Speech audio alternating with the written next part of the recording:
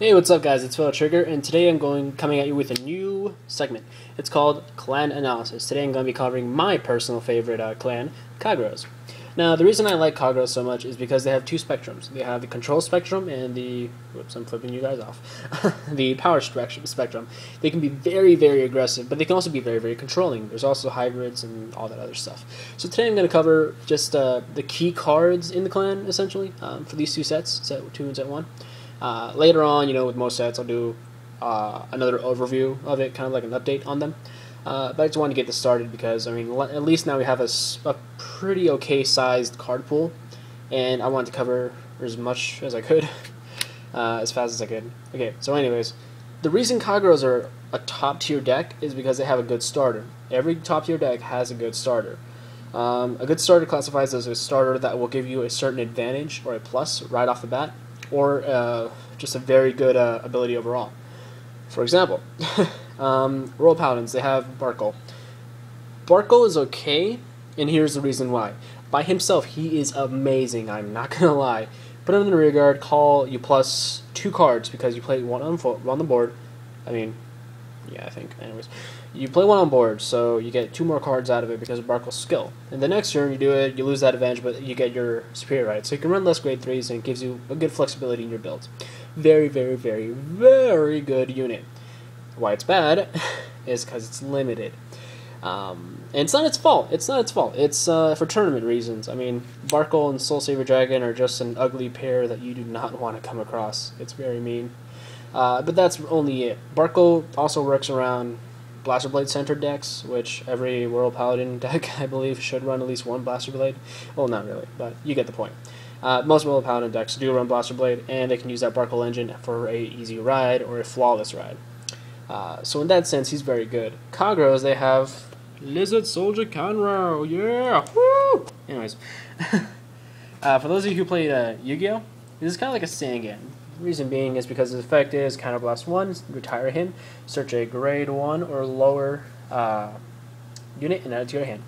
So what your starter does is gives you flexibility and kind of a toolbox thing going on with your deck. With Gunra, I can search out my Ammo, which is my Cycler, Kimnara to basically pop off and fill my other effects, Abar, Abari, etc. It just gives you those options whenever you use it. Honestly, if I could, I would run 4 of this guy, but it's bad because it does with Counterblast and it does take up too much deck space. But the reason Kageros are very good is because of Conroe. It gives them a nice toolbox in the beginning of the match, and it's just a very good card overall. Now we're covering the grade 1s. Grade 1s for Kagero, they have many choices, but they have very good choices. Reason being, Airmo is a Tri-Deck exclusive, so if you're going to get it, pick it up now. Don't trade these guys away. They're very, very good. The reason Airmo is so good is because he allows you to cycle through the deck. And in my current build, he is God. Airmo type cards are very good in any clan because they help you fish out those nasty grade 3s that you don't need in your hand to grab out new fresh cards or other key cards you need for your combos and such. So Airmo is very good by himself. I'm so glad we got him so early. There's actually other decks and other players that tech in Airmos. He's not clan specific, so you can use him in any deck really. He's splashable, but Airmo is so good that he's being teched. figure that out.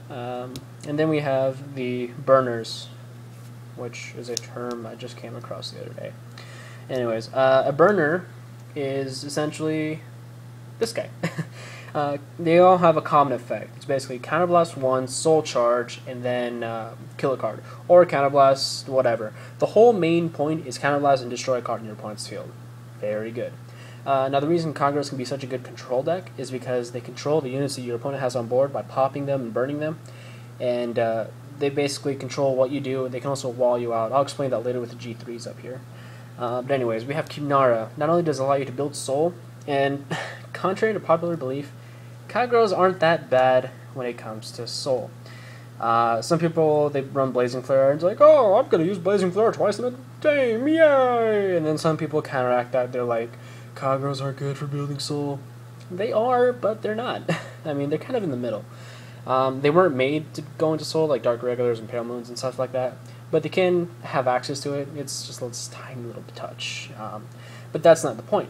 The burners, they help control the game, and they're very good. Kageros have units like this. Kinara, I consider him a staple in Goku builds, simply because he can control the board so well.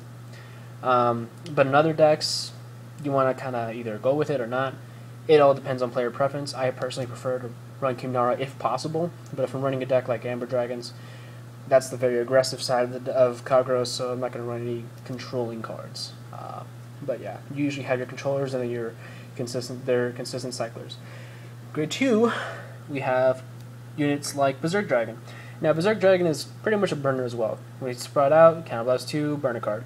Almost every clan has a unit like this. Blaster Blade is a special one because it's kind of a reverse. But the thing about Blazing Flare that's so well is the fact that he burns off. Now, he's a 9k, so it's not bad. It's a little below a 10k, obviously. But he's very good because he can just do this. Summon, effect, boom, get rid of your back row, not your front row. A common misconception is that you'll get rid of your opponent's front row. You do not want to do that. You get rid of your back row because normally you can't touch it. And then you swing. So Berserk helps you get into those back rows along with Kinara, so you can control your opponent's board a little faster. And he's also a pretty, how do I put this? He's a formidable beater. Just a very good beater overall. Not too powerful, not too weak. It's pretty much in the balance. But what makes him so good is his effect to counterblast and burn.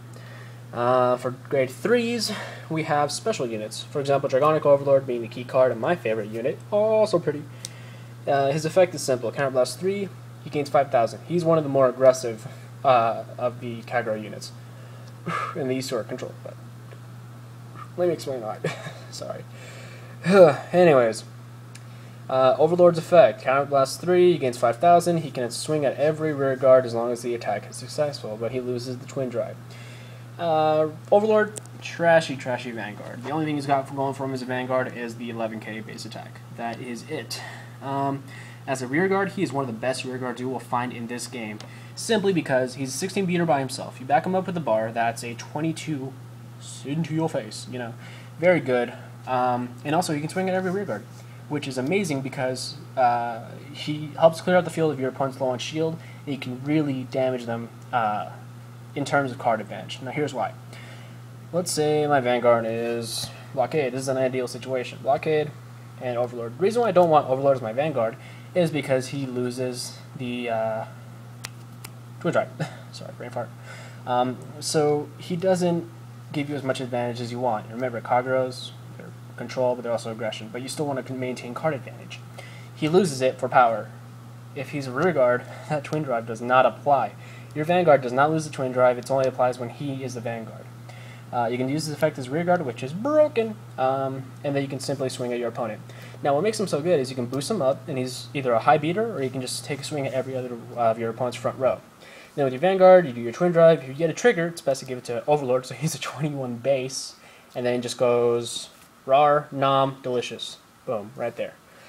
Very good unit, very aggressive, so that's more of the aggressive side of Kageros. These two, more controlling. Blockade, your opponent can't intercept. Sounds very simple, doesn't it? Yeah, I can't intercept, so what? Well, think of it this way. When you play a unit, you lose shield. Now, what does Blockade do? He ruins your best unit in grade 2s, and he makes it so they can't maintain their shield. So essentially, your opponent is committing to the board when they're losing their shield. So yes, they can be aggressive as they want, but remember, you can stop them with your burners, which the Kageros are tailored to do. And then they have to either commit more to the board or commit less and keep a good defense up. If you want to commit more, you can easily punish them for that. So he forces your opponent to play. That's why Blockade is good. A lot of people don't understand that, though. Goku, on the other hand, he's one of those, he's kind of a copy. A lot of decks have this type of unit, but they don't have the exact same effect. They do have the same requirements, though. When he drive checks into a grade 3, you pop off a grade 1, or lower. Very good, because he increases your trigger value, like I explained in the deck profile. You, instead of 16 triggers, in the most ideal situation, you have about 25 triggers in the deck. That's very good. And he makes your grade 3s and the triggers. It's just very broken overall.